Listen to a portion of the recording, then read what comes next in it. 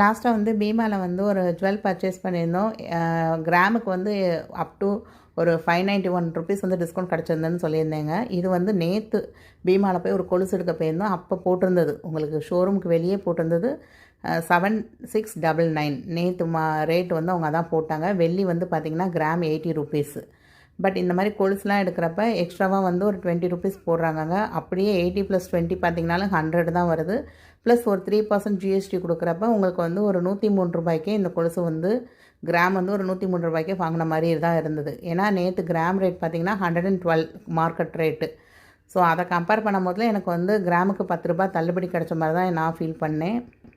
ஏன்னா இவங்கக்கிட்ட வாங்குகிற சில்வர் கொலுசு எல்லாமே 92.5 டச்சு. நீங்கள் வெளியே எங்கே போய் விசாரித்தாலும் 92.5 டச்சுனா கிராமுக்கு வந்து எக்ஸ்ட்ரா வந்து அதே மாதிரி தான் 10 to 20 ருபீஸ் வந்து எக்ஸ்ட்ரா தான் வாங்குகிறாங்க.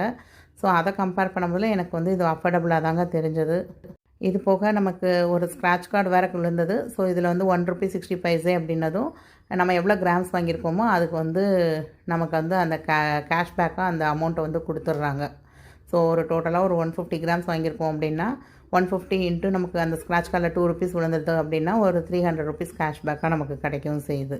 ஸோ இது வந்து ஒரு ப்ரமோஷன் வீடியோலாம் இல்லைங்க. இது வந்து நான் போய் வாங்கினதில் எனக்கு ஓகேன்னு பட்டது தான் நான் ஷேர் பண்ணுறேன்.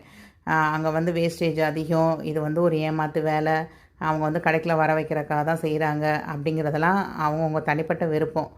எனக்கு ஓகேவாக இருந்தது. நான் மார்க்கெட் ரேட்டை விட ஒரு கம்மியான விலையில் வாங்க முடிஞ்சது.